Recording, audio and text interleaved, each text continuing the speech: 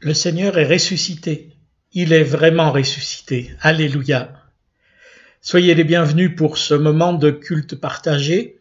Nous y sommes présents tels que nous sommes, chacun depuis chez lui, avec ce qui nous réjouit et ce qui nous peine, avec nos espérances et nos découragements, avec ce qui en nous est lumière ou ténèbres. Le Seigneur Dieu, Père, Fils et Saint-Esprit, est avec vous tous. Béni soit Dieu, qui n'a pas écarté ma prière, ni détourné de moi son amour. Alléluia. Venez, crions de joie pour le Seigneur, acclamons notre rocher, notre salut. Allons jusqu'à lui en rendant grâce. Par nos hymnes de fête, acclamons-le. Oui, le grand Dieu, c'est le Seigneur, le grand roi, au-dessus de tous les dieux. Il tient en main les profondeurs de la terre, les sommets des montagnes sont à lui. La mer, c'est lui qui l'a faite. Les terres, ses mains les ont pétries. Entrez, inclinez-vous, prosternez-vous, adorons le Seigneur qui nous a fait. Oui, il est notre Dieu. Nous sommes le peuple qu'il conduit.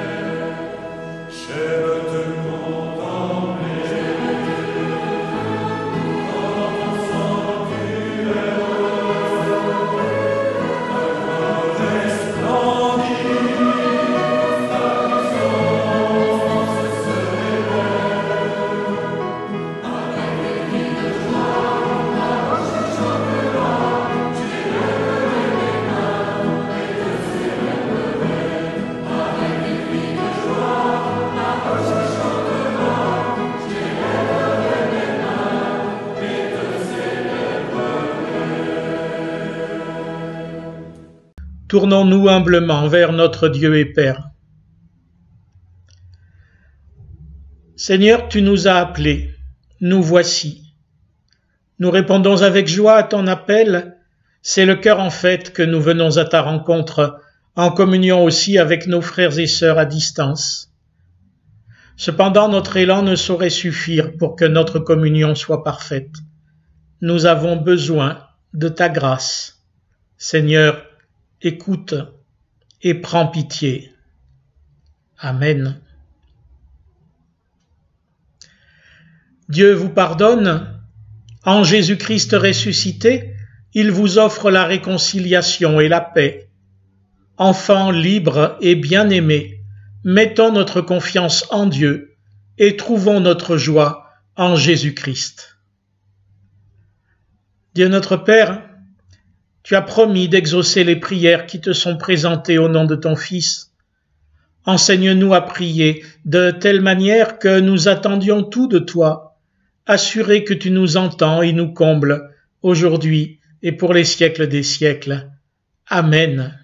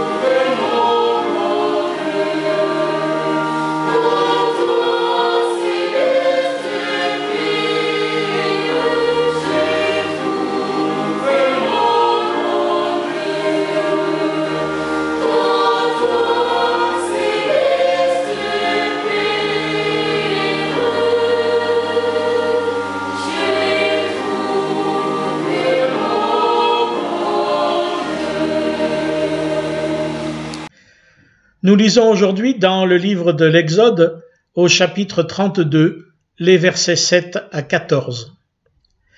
L'Éternel dit à Moïse, « Va, descends, car ton peuple que tu as fait monter du pays d'Égypte s'est corrompu. Ils se sont promptement écartés de la voie que je leur avais prescrite. Ils se sont fait un veau en métal fondu. Ils se sont prosternés devant lui.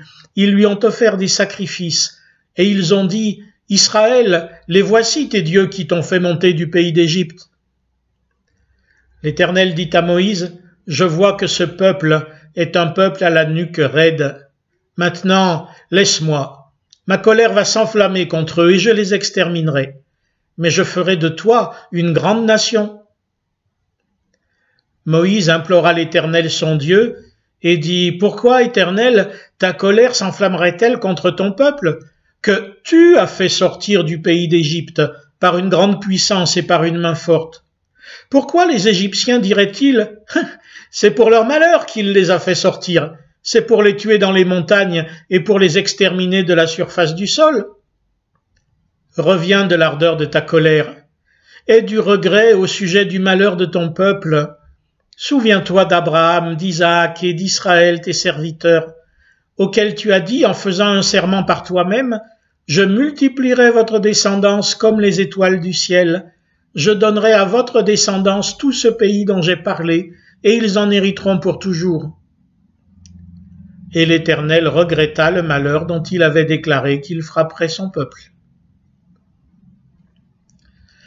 Ensuite, dans la première épître à Timothée, au chapitre 2, du verset 1 au début du verset 6. J'exhorte donc en tout premier lieu à faire des requêtes, prières, intercessions, actions de grâce pour tous les humains, pour les rois et pour tous ceux qui occupent une position supérieure, afin que nous menions une vie paisible et tranquille en toute piété et dignité. Cela est bon et agréable devant Dieu notre Sauveur, qui veut que tous les humains soient sauvés et parviennent à la connaissance de la vérité. Car il y a un seul Dieu, et aussi un seul médiateur entre Dieu et les humains, Jésus-Christ, être humain qui s'est donné lui-même en rançon pour tous. Et enfin, dans l'Évangile selon Matthieu, au chapitre 6, les versets 5 à 15. Lorsque vous priez, ne soyez pas comme les hypocrites qui aiment à prier debout dans les synagogues et au coin des rues pour se montrer aux humains. Je vous le dis, en vérité, ils ont reçu leur récompense.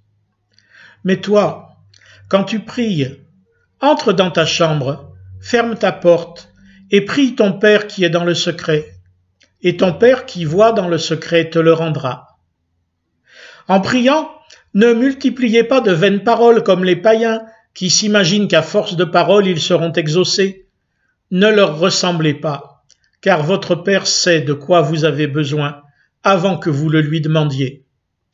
Voici donc comment vous devez prier. Notre Père qui est dans les cieux, sanctifié soit ton nom, que vienne ton règne, que soit faite ta volonté, comme au ciel, aussi sur terre. Notre pain quotidien, donne-le-nous aujourd'hui, et remets-nous nos dettes, comme nous remettons aussi à nos débiteurs. Et ne nous conduis pas dans la tentation, mais délivre-nous du malin, car c'est à toi qu'appartiennent dans tous les siècles le règne, la puissance et la gloire. Amen. Si vous remettez aux humains leurs fautes, votre Père céleste vous les remettra aussi. Mais si vous ne les remettez pas aux humains, votre Père ne vous remettra pas non plus vos fautes.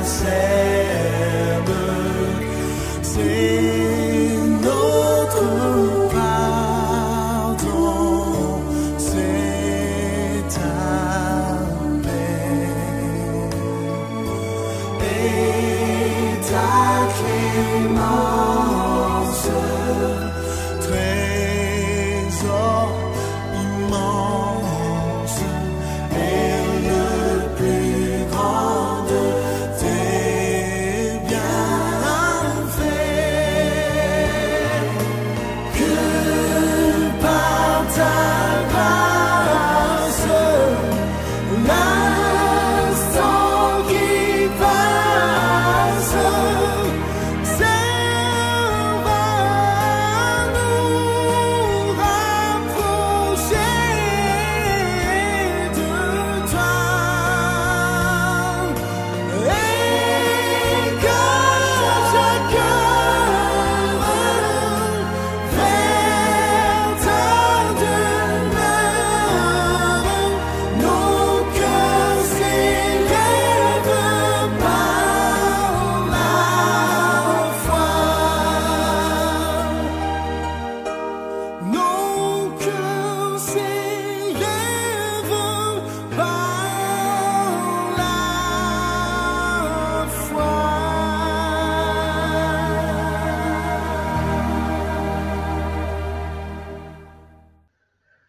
Chers frères et sœurs, il ne vous aura pas échappé que le thème de ce culte est la prière.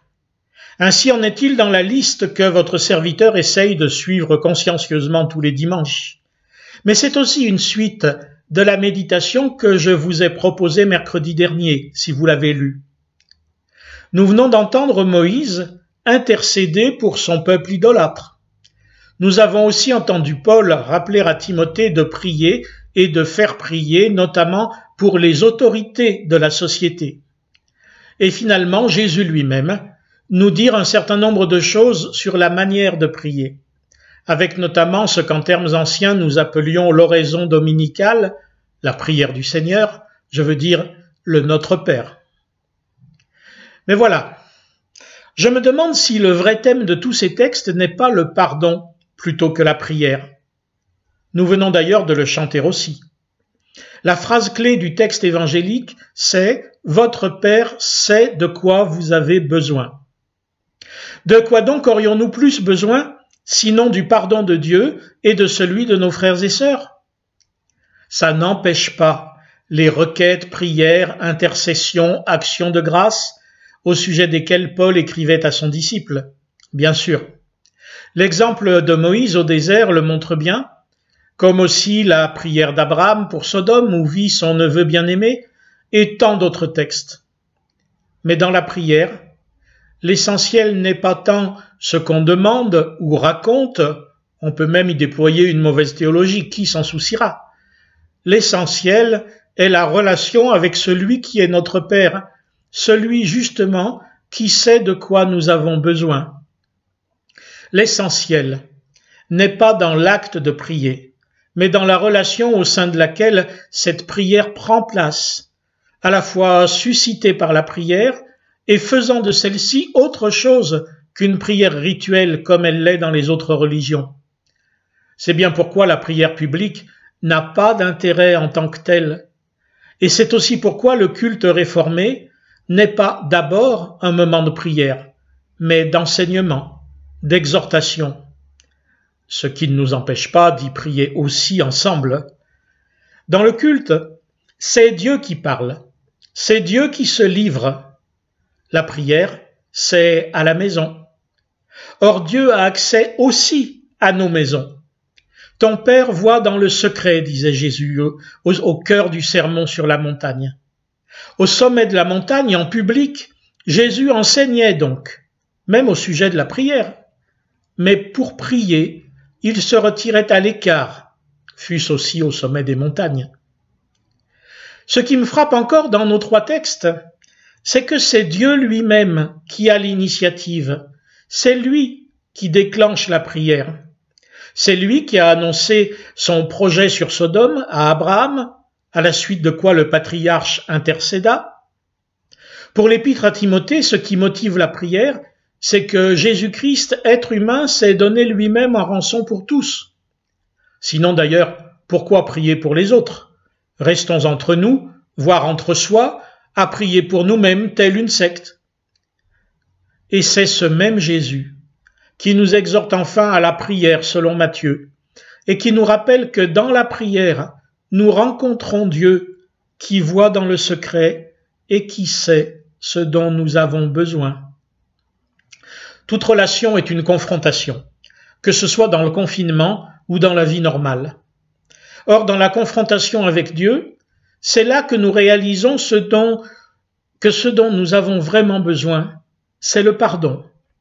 Le pardon de Dieu sur ce que nous sommes, sur ce que nous vivons, sur nos vains efforts pour être dignes de lui, sur nos efforts efficaces pour nous servir des autres ou pour les rejeter. Être en relation, avec qui que ce soit d'ailleurs, c'est réaliser que nous sommes en dette. C'est réaliser que l'incomplétude nous caractérise. À cette constatation, il y a deux réponses possibles. Chercher à devenir plus complet en prenant aux autres ou en s'abstenant d'eux, et c'est le péché, ou bien accepter notre incomplétude et nous en remettre au Père qui nous a donné des frères et des sœurs, et c'est la foi. C'est ce à quoi sert la prière. C'est pourquoi le Notre Père comporte une première partie qui concerne le ciel où siège symboliquement Dieu, son nom, son règne, sa volonté, et une seconde partie qui concerne la terre, là où le ciel agit à travers la prière. Le pain, c'est le Christ, dont la mort nous nourrit. Le pardon, la tentation, le malin. Que serions-nous? Que sommes-nous en effet livrés au malin, seuls dans l'épreuve, abandonnés à la vengeance de nos créanciers, sans rien qui nous nourrisse?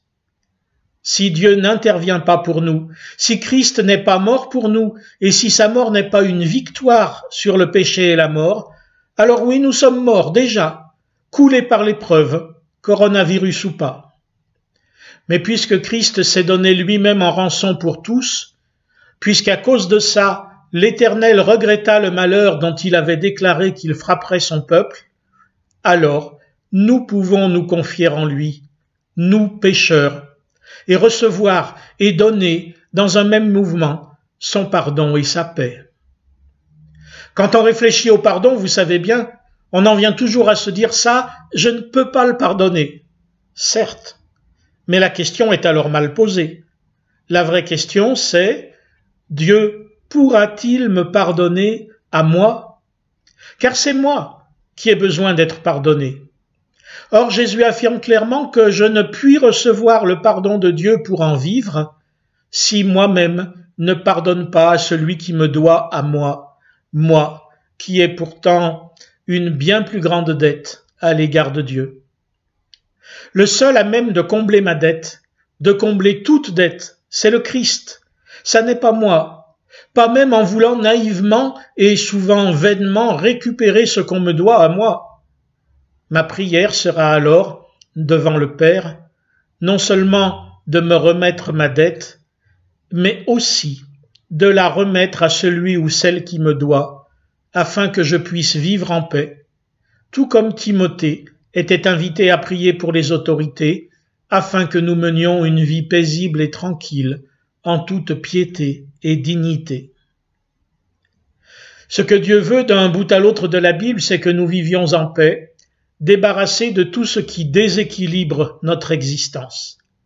Nous pouvons alors demander à notre Père de nous donner le pardon, dans ce double sens de nous pardonner et de nous permettre de pardonner à ceux qui, comme nous, ne le méritent pas. C'est le pardon qui rétablit l'équilibre, pas la vengeance, pas le vaccin, pas l'oubli, pas le confinement. C'est le pardon reçu et donné. Quand on dit pardon, simplement ce mot, c'est bien autant pour le demander que pour le donner, non? Jésus n'avait nul besoin de demander pardon. Et pourtant, en mourant, il l'a donné. Il me l'a donné, ainsi qu'à vous. Demandez-le donc, car tout ce que vous demandez en priant, croyez que vous l'avez reçu, et cela vous sera accordé. Amen.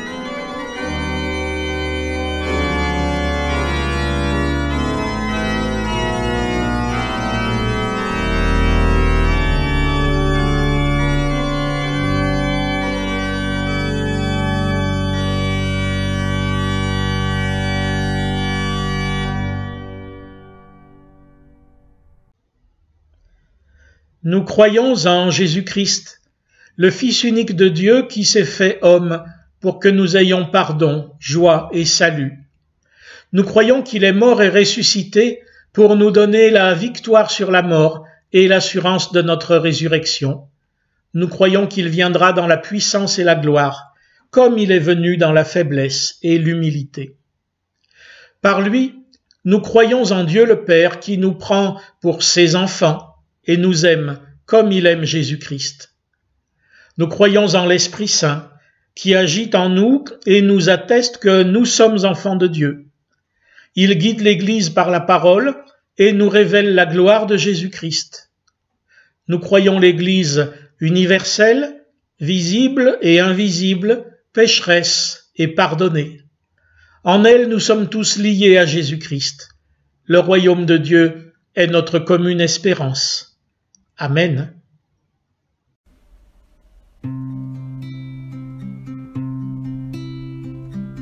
J'ai tout remis entre tes mains, tous mes fardeaux, toutes mes peines, ce qui m'angoisse et qui m'enchaîne, et le souci du lendemain.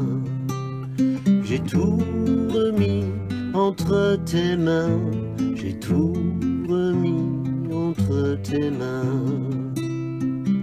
J'ai tout remis entre tes mains, ressentiments, haines amères, les luttes et toutes les guerres, ce qui sépare les humains. J'ai tout remis entre tes mains, j'ai tout remis entre tes mains. J'ai tout remis entre tes mains, que ce soit la joie, la tristesse, la pauvreté ou la richesse, ombre ou lumière du chemin. J'ai tout remis entre tes mains, j'ai tout remis entre tes mains. J'ai tout remis entre tes mains, que ce soit la mort ou la vie, la santé ou la maladie, le commencement ou la fin. J'ai tout remis entre tes mains, j'ai tout remis entre tes mains.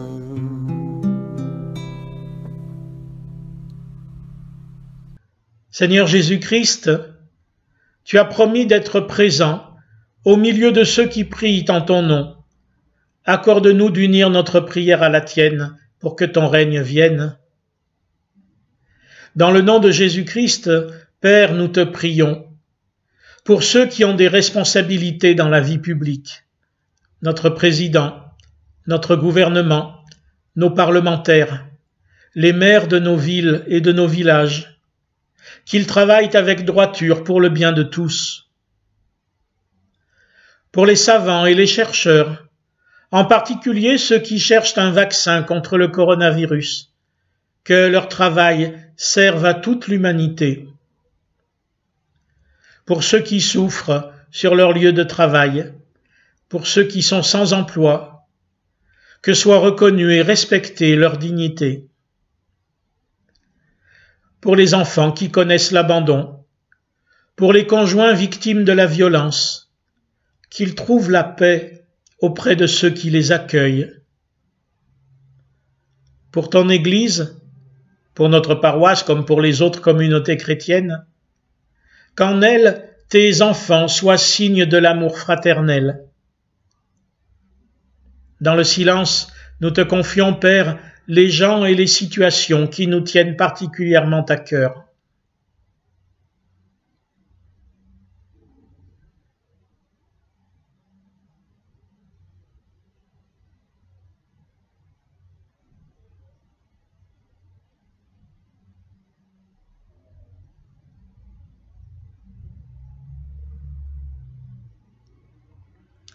Seigneur, reçois nos prières avec ces mots que nous t'adressons ensemble. Notre Père qui es aux cieux, que ton nom soit sanctifié, que ton règne vienne, que ta volonté soit faite sur la terre comme au ciel. Donne-nous aujourd'hui notre pain de ce jour.